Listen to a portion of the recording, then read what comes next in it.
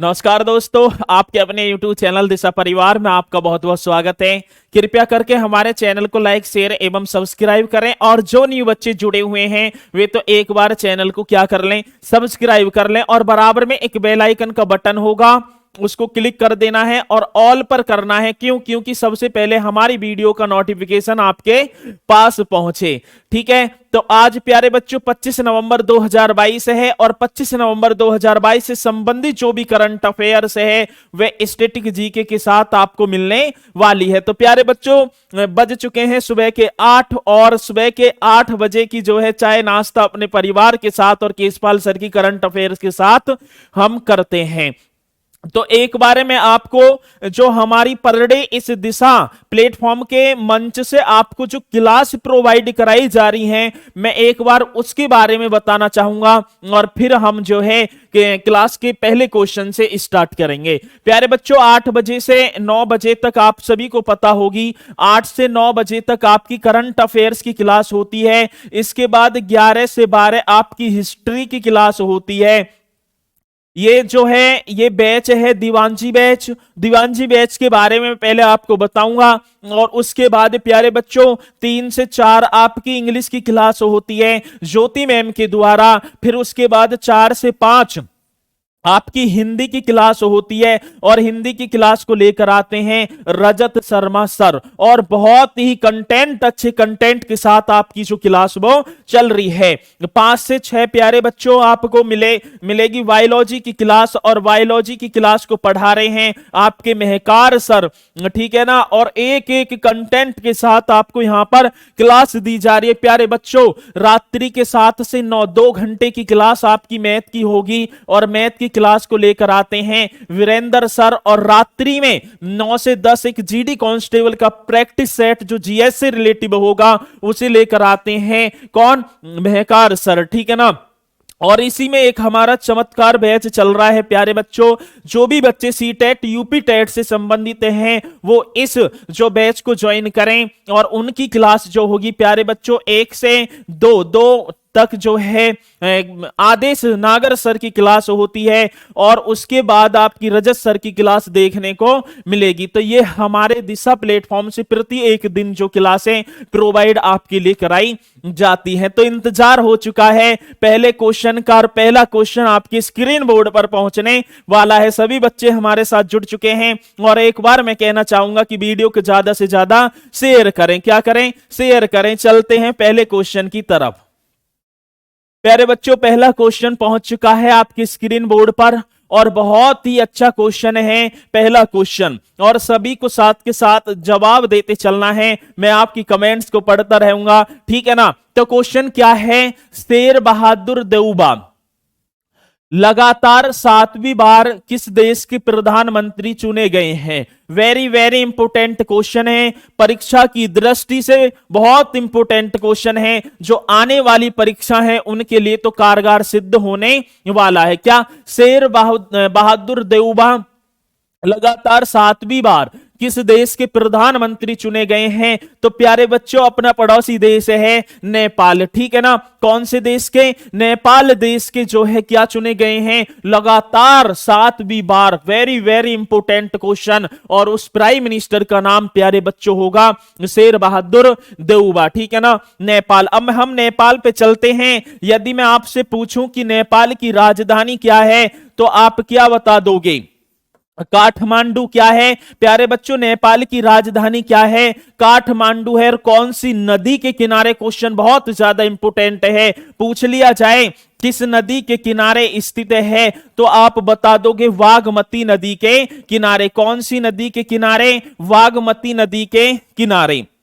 अभी एक क्वेश्चन परीक्षा में पूछा गया कि नेपाल देश की सबसे लंबी नदी कौन सी है। यदि मैं सबसे लंबी नदी की बात करूं आपसे कि नेपाल की सबसे लंबी नदी पूछ ली जाए प्यारे बच्चों आपको बता देना होगा कर्णाली। कौन सी है, कर्णाली नदी किस देश की सबसे लंबी नदी है। तो आपको एकदम जवाब देना है जी, हम बताएंगे कौन सा देश होगा नेपाल। और नदी कौन सी होगी?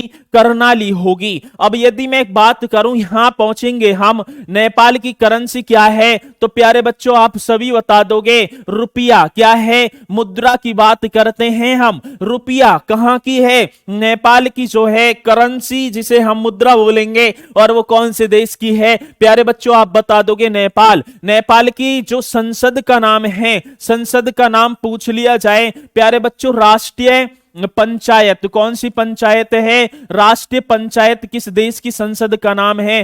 तो आप जो है एकदम जवाब देंगे, भैया हम बताएंगे नेपाल की संसद का नाम क्या है? राष्ट्रीय पंचायत। अभी क्वेश्चन पूछा गया एक परीक्षा में, ग्रुप डी की वो परीक्षा थी, उसमें पूछा गया कि नेपाल की संसद में कुल सदस्यों की या कुल सीटों की संख्या कितनी है? प्यारे बच्चों 334 बता देंगे, ठीक है ना।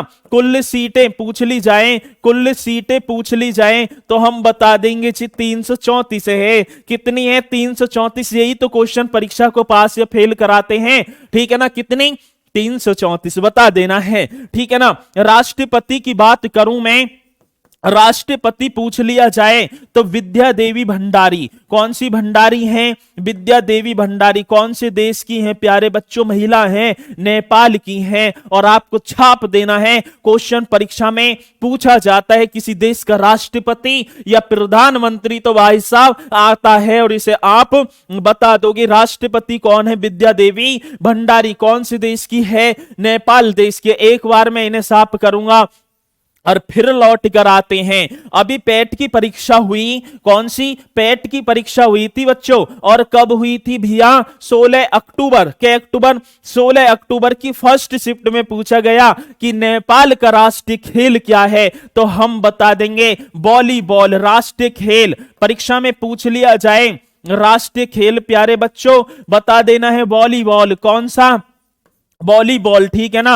और वॉलीबॉल में खिलाड़ियों की संख्या कितनी होती है? 6। छाप देना है, वॉलीबॉल में खिलाड़ियों की संख्या कितनी होती है? 6 6 6 बता दोगे ना, ठीक है ना। अब क्वेश्चन पूछ लिया जाए राष्ट्रीय पशु। राष्ट्रीय पशु भी पूछा गया, राष्ट्रीय पशु आप बता देना है गाय। क्या है प्यारे बच्चों? गाय। आज की गाय किस देश का राष्ट्रीय पशु है? हमारा पड़ोसी देश है, नाम है नेपाल। नेपाल का राष्ट्रीय पशु क्या है? तो प्यारे बच्चों बता देंगे गाय, ठीक है ना। चलो अब इसी में पूछा जाएगा विश्व की सबसे ऊंची चोटी माउंट एवरेस्ट कौन सी है? लिख देना है, यहां पर लिखना है, छाप देना है, क्वेश्चन छपा आएगा। विश्व की सबसे ऊंची चोटी, विश्व की सबसे ऊंची चोटी कौन सी है? प्यारे बच्चों सभी बता देंगे विश्व की सबसे ऊंची चोटी, और चोटी का नाम होगा माउंट एवरेस्ट। कौन सी है? Mount Everest. भाई साहब वेरी वेरी इंपोर्टेंट क्वेश्चन है। और नेपाल में माउंट एवरेस्ट को किस नाम से जाना जाता है? सागर माथा के नाम से। किस नाम से? सागर माथा के नाम से जाना जाता है। बहुत इंपोर्टेंट है, लिख देना है, छपा हुआ क्वेश्चन आपकी स्क्रीन बोर्ड पर आएगा, ठीक है ना। आज ही की नेपाल में माउंट एवरेस्ट को किस नाम से जाना जाता है? तो सागर माथा बता देना है। क्या?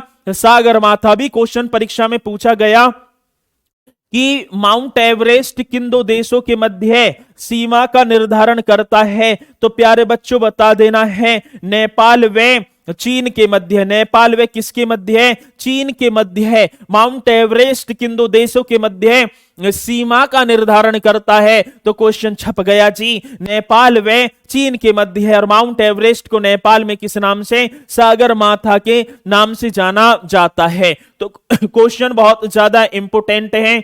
और आगे चले मैं एक बार इन्हें साफ करूं तो आप बताते चलना है, क्वेश्चन बहुत ही ज्यादा इंपोर्टेंट यहां से पूछे जाते हैं। अब क्वेश्चन पूछ लिया जाए कि नेपाल की सीमा को भारत के कितने राज्य स्पर्श करते हैं? राज्य स्पर्श की बात आएगी प्यारे बच्चों। आज की नेपाल की सीमा को भारत के कितने राज्य स्पर्श करते हैं? 5 बता देना है। कितने? 5। पहला होगा अपना उत्तराखंड, ठीक है ना। और उसके बाद होगा उत्तर प्रदेश। कौन सा प्रदेश होगा? उत्तराखंड, उत्तर प्रदेश। प्यारे बच्चों, इसी के बाद तुरंत हम बिहार की तरफ खिसक जाएंगे। उसके बाद क्या होगा? सिक्किम होगा प्यारे बच्चों। कौन सा? सिक्किम। और इसके बाद सिक्किम के बाद होगा पश्चिमी बंगाल। कौन सा बंगाल है? पश्चिमी बंगाल।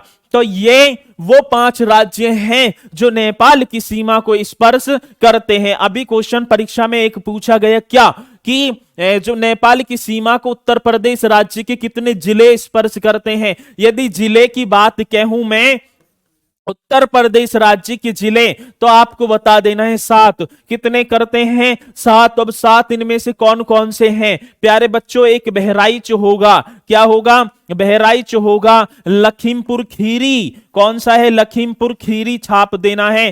क्या? लखीमपुर खीरी। ठीक है ना। अब क्वेश्चन क्या आएगा कि नेपाल की सीमा को उत्तर प्रदेश राज्य के कितने जिले स्पर्श करते हैं? तो हम बताएंगे जी 7। बहराइच, लखीमपुर खीरी, ठीक है ना। इसके बाद बलरामपुर। कौन सा है? बलरामपुर लिख देना है। ठीक है ना। सिद्धार्थ नगर प्यारे बच्चों, कौन सा नगर है? सिद्धार्थ नगर। ठीक है ना। कौन सा नगर होगा? सिद्धार्थ नगर होगा। ठीक है ना। और इसके बाद महाराजगंज। महाराजगंज यहां लिख देना है।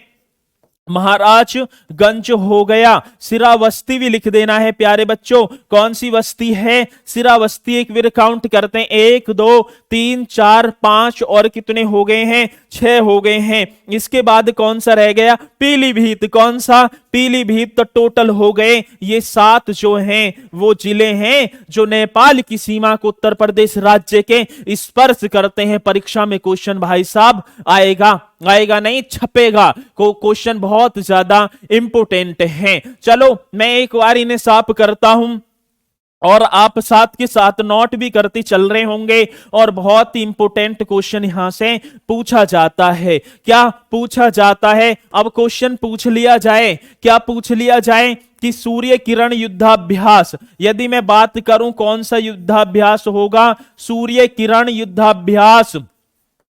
सूर्य किरण युद्धाभ्यास किन दो देशों के मध्य है? सूर्य किरण युद्धाभ्यास किन दो देशों के मध्य है? तो आप क्या बता देंगे? भारत व नेपाल। क्या है प्यारे बच्चों? भारत व नेपाल बता देना है। क्वेश्चन बहुत इंपोर्टेंट है आज है कि सूर्य किरण युद्धाभ्यास किन दो देशों के मध्य आयोजित किया जाता है? तो एकदम झाप देंगे उत्तर को, भारत व नेपाल। और आज है कि नेपाल में वेरी वेरी इंपोर्टेंट क्वेश्चन है, नेपाल में भारत का वर्तमान राजदूत कौन है? नेपाल में भारत का वर्तमान राजदूत कौन है? प्यारे बच्चों छाप देना है। राजदूत शब्द आएगा जी नवीन श्रीवास्तव। कौन से वास्तव हैं? नवीन श्रीवास्तव। क्वेश्चन बहुत इंपोर्टेंट है, नवीन श्रीवास्तव। नेपाल में भारत के वर्तमान राजदूत कौन है? तो छाप देना है नवीन श्रीवास्तव। ठीक है ना। क्वेश्चन पूछा गया पशुपतिनाथ मंदिर कौन से नाथ हैं? प्यारे बच्चों पशुपति कर देना है। पशुपतिनाथ मंदिर। क्वेश्चन पूछ लिया जाए पशुपतिनाथ मंदिर किस देश में स्थित है? हम बताएंगे जी नेपाल में स्थित है। कौन से में आया क्वेश्चन कि पशुपतिनाथ मंदिर कहां स्थित है, किस देश में स्थित है? तो एकदम जल्दी से जवाब देंगे नेपाल देश में स्थित है। और प्यारे बच्चों यही एक क्वेश्चन और पूछ लिया जाए, नेपाल देश में एकमात्र अंतरराष्ट्रीय हवाई अड्डा है जिसका नाम है त्रिभुवन। क्या है प्यारे बच्चों? क्वेश्चन पूछ लिया जाए क्या त्रिभुवन अंतरराष्ट्रीय हवाई अड्डा कौन सा है? त्रिभुवन अंतरराष्ट्रीय हवाई अड्डा। बहुत इंपोर्टेंट क्वेश्चन है। भुवन अंतरराष्ट्रीय हवाई अड्डा छाप दिया जी क्वेश्चन। हवाई अड्डा कहां स्थित है? वेरी वेरी इंपोर्टेंट क्वेश्चन आपके सामने है। त्रिभुवन अंतरराष्ट्रीय हवाई अड्डा तो नेपाल छाप देना है। क्या छाप देना है? क्वेश्चन परीक्षा की दृष्टि से अति महत्वपूर्ण है। आया हुआ क्वेश्चन है पशुपतिनाथ मंदिर, त्रिभुवन अंतरराष्ट्रीय हवाई अड्डा, ये कहां बता देने हैं भाई साहब। कहां पर है? तो बता देना है सभी को, नेपाल में है। अभी एक क्वेश्चन पूछा गया अभी एक क्वेश्चन पूछा गया, क्या पूछा गया, क्वेश्चन बहुत इंपोर्टेंट था। ये क्या है, नेपाल के राष्ट्रीय गान का रचयिता। क्वेश्चन पूछ लिया जाए, नेपाल के राष्ट्रीय गान का रचयिता, नेपाल के राष्ट्रीय जो राष्ट्रीय गान है इसके रचयिता कौन है। नेपाल के राष्ट्रीय गान के रचयिता छाप देना है भाई साहब। क्वेश्चन पूछा गया, रचयिता कौन होंगे, प्रदीप कुमार राय। कौन से राय हैं, प्रदीप कुमार राय। तो बहुत इंपोर्टेंट क्वेश्चन आपके सामने है और ये क्वेश्चन परीक्षा की दृष्टि से अति महत्वपूर्ण है भाई साहब। पूरा नेपाल आपके सामने छप गया है। तो बता देना, शेर बहादुर देउबा लगातार 7वीं बार किस देश के प्रधानमंत्री चुने गए हैं। तो आपको बता देना है नेपाल की। सही है ना। जहां तक के क्वेश्चन आपकी समझ में आया होगा, मैं नेक्स्ट अगले दूसरे क्वेश्चन की तरफ बढ़ता हूं। और दूसरा क्वेश्चन आपके स्क्रीन बोर्ड पर, दूसरा क्वेश्चन आपके स्क्रीन बोर्ड पर पहुंच चुका है। किस राज्य में स्वच्छता के मामले इंदौर की तर्ज पर सफाई व्यवस्था का मसौदा तैयार किया जाएगा। क्वेश्चन बहुत इंपोर्टेंट है। क्या है, किस राज्य में स्वच्छता के मामले इंदौर की तर्ज पर प्यारे बच्चों सफाई व्यवस्था का मसौदा तैयार किया जाएगा। बताना है उत्तर प्रदेश, राजस्थान, उत्तराखंड, महाराष्ट्र। तो प्यारे बच्चों उत्तर प्रदेश हम इसमें लगा देंगे। इंदौर की तर्ज पर, किसकी, इंदौर की तर्ज पर जो स्वच्छता का जो मामला है, अपने उत्तर प्रदेश ने इसका मसौदा तैयार करने का निर्णय लिया है। अब मैं यदि आपसे बात करूं आज है कि उत्तर प्रदेश की राजधानी क्या है, तो आप एकदम जवाब देंगे जी, हम बताते हैं लखनऊ। क्या है, लखनऊ। लखनऊ का प्राचीन नाम क्या था, अवध। क्वेश्चन पूछ लिया जाए लखनऊ का प्राचीन नाम क्या था, तो एकदम छापोगे जी, हम बताएंगे अवध। किसका, लखनऊ का। ठीक है ना। अभी क्वेश्चन पूछा गया, कौन सी नदी के किनारे स्थित है उत्तर प्रदेश की राजधानी लखनऊ, किस नदी के किनारे। तो प्यारे बच्चों बता देना है गोमती नदी के किनारे। उत्तर प्रदेश के पीलीभीत के निकट फुलहर झील से निकलती है कौन सी नदी, गोमती नदी। ठीक है ना। बहुत इंपोर्टेंट क्वेश्चन है। अभी एक क्वेश्चन परीक्षा में पूछा गया, रूमी दरवाजा। कौन सा दरवाजा है, रूमी दरवाजा कहां स्थित है भाई साहब, छप गया, लखनऊ में स्थित है। और क्वेश्चन आया, चिकनकारी जो है साड़ियों के लिए उत्तर प्रदेश राज्य का कौन सा शहर प्रसिद्ध है, हम बताएंगे जी लखनऊ। बड़ा इमामबाड़ा व छोटा इमामबाड़ा भी कहां स्थित है, तो बता देना है लखनऊ में। ईकाना क्रिकेट स्टेडियम, जिसका नाम अरुण जेटली के नाम पर रख देना, अटल बिहारी वाजपेयी के नाम पर कर दिया, और वो भी कहां स्थित है, तो लखनऊ में बता देना है। सीएम आप सभी को पता होगा योगी आदित्यनाथ, और राज्यपाल की बात करूं तो मैं आनंदीबेन पटेल। कौन सी पटेल हैं, आनंदीबेन पटेल हैं। अब यहां क्वेश्चन पूछा गया, क्वेश्चन पूछ लिया जाए कि भारत का पहला, क्या है भैया, क्वेश्चन पहला यदि मैं छापूं यहां पर, भारत का पहला पेपरलेस बजट पेश करने वाला राज्य कौन सा है। बहुत इंपोर्टेंट क्वेश्चन आपके सामने है। भारत का पहला पेपरलेस बजट पेश करने वाला, भारत का पहला कैसा है, पेपरलेस बजट पेश करने वाला, पेपरलेस बजट पेश करने वाला राज्य, तो छाप देंगे जी उत्तर प्रदेश है। कौन सा प्रदेश है, उत्तर प्रदेश। बहुत इंपोर्टेंट क्वेश्चन आपके सामने है, एक एक क्वेश्चन वेरी वेरी इंपोर्टेंट है। आज की भारत की पहली एजुकेशन टाउनशिप कहां विकसित की जाएगी, छप गया क्वेश्चन, तो उत्तर प्रदेश में। वेरी वेरी इंपोर्टेंट क्वेश्चन है। लिखना है दूसरा क्वेश्चन, भारत की पहली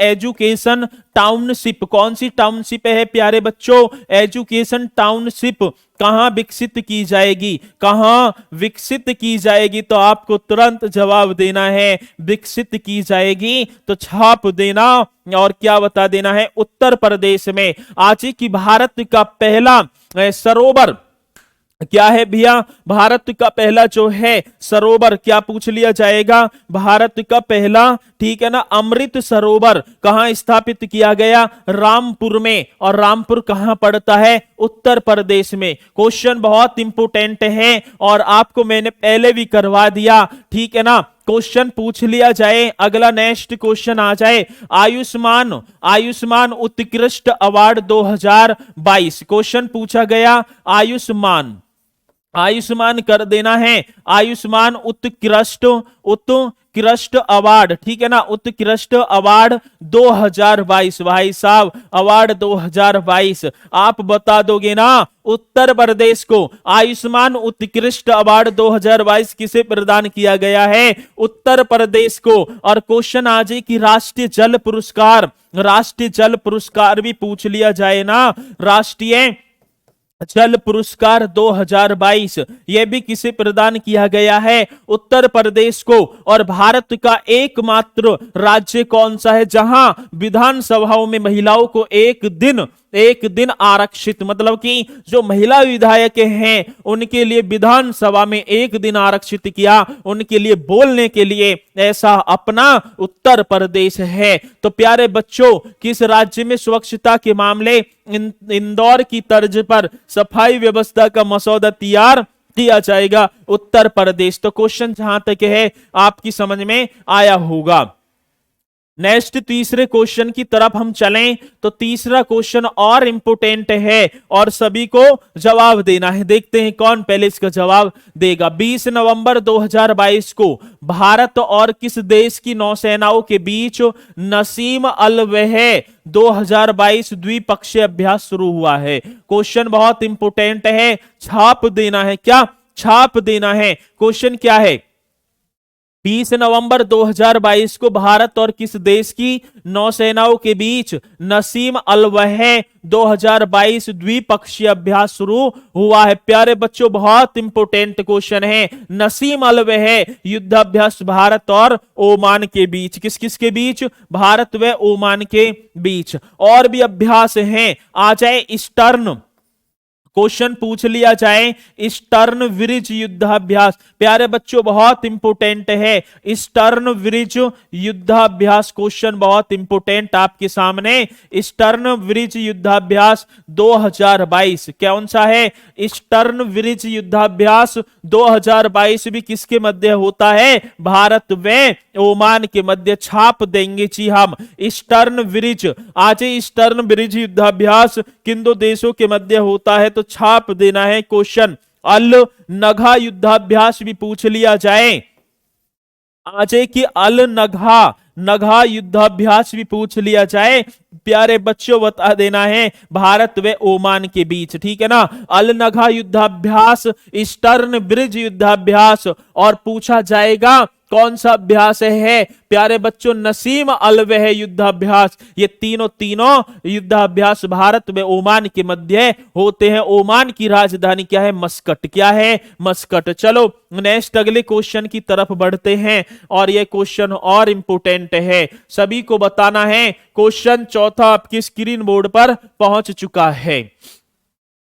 हाल ही में किस भारतीय को यूएन के सर्वोच्च पर्यावरण पुरस्कार चैंपियंस ऑफ द अर्थ 2022 से सम्मानित किया है? क्वेश्चन छप गया जी। हाल ही में किस भारतीय को यूएन के सर्वोच्च पर्यावरण पुरस्कार 2022 से 22 मतलब कि चैंपियंस ऑफ द अर्थ 2022 से सम्मानित किया है? प्यारे बच्चों पूर्णिमा देवी वर्मन को। किसे? पूर्णिमा देवी बर्मन को। क्वेश्चन बहुत इंपोर्टेंट है, छपने वाला है, आएगा चैंपियंस ऑफ द अर्थ पर्यावरण पुरस्कार है पूर्णिमा देवी बर्मन। एक बार इनके बारे में हम पढ़ेंगे और फिर आगे चलेंगे। चलो इसके बारे में हमारे टेक्निकल भैया ने नहीं छापा तो कर देना है पूर्णिमा देवी बर्मन। चलो नेक्स्ट अगला क्वेश्चन आपके स्क्रीन बोर्ड पर और देखते हैं। चलो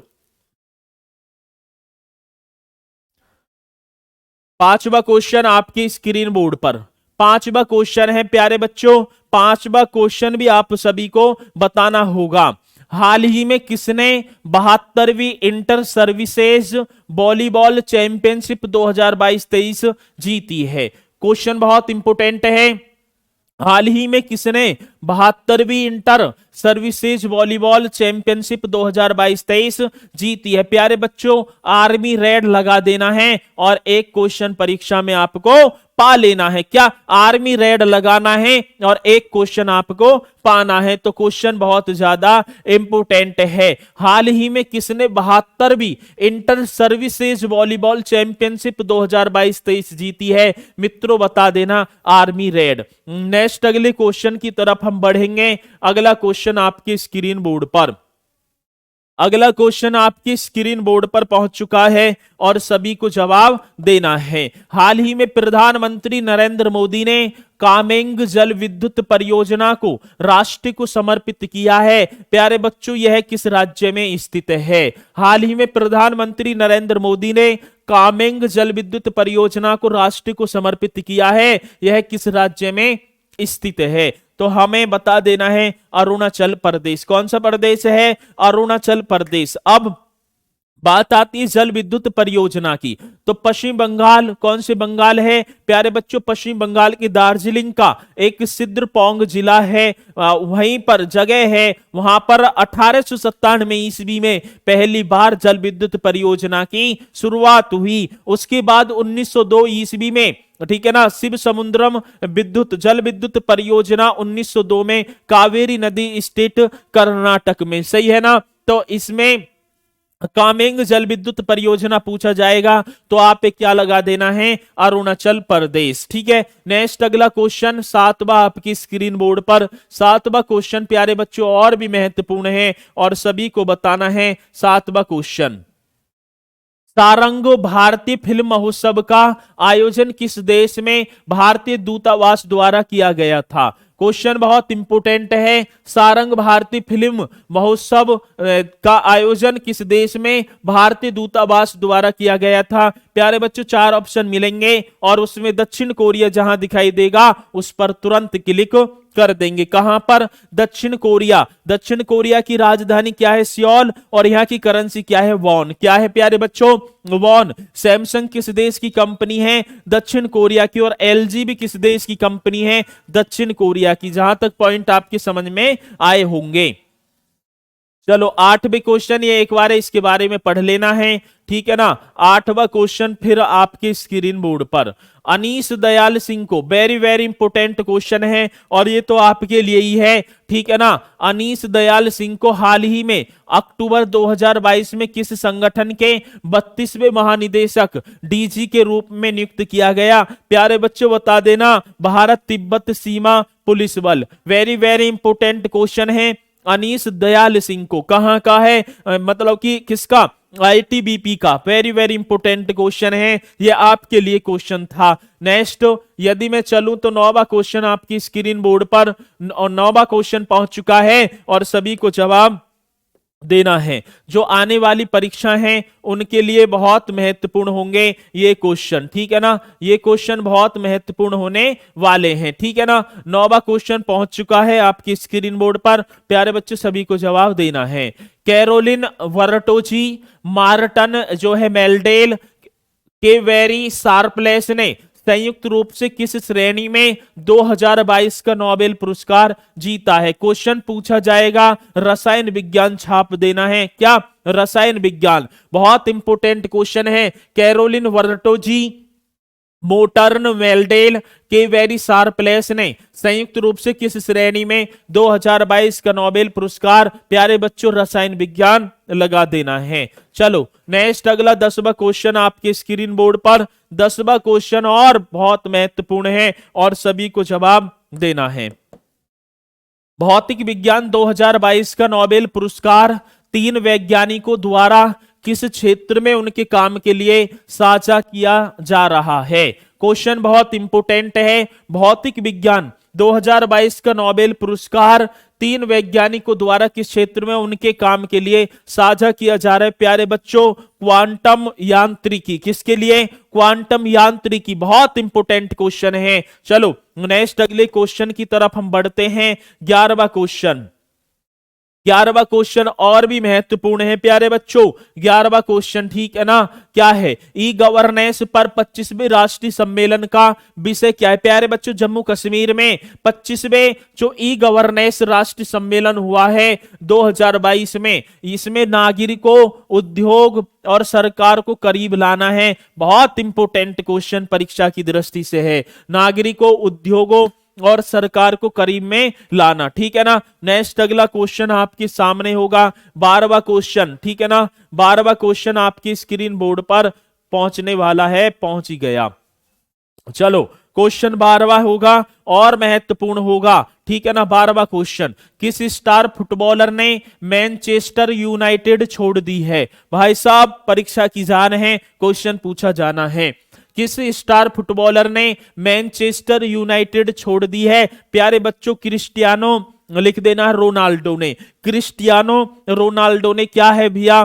तो मैनचेस्टर जो है यूनाइटेड छोड़ दी है। फुटबॉल से संबंधित खिलाड़ी हैं क्रिस्टियानो रोनाल्डो। तो प्यारे बच्चों, ये 25 नवंबर 2022 की करंट अफेयर्स थी और इन्हें जहां तक है आपकी परीक्षा के लिए कारगर सिद्ध होगी। तो आज के लिए इतना ही, कल नेक्स्ट मिलेंगे। थैंक यू, धन्यवाद।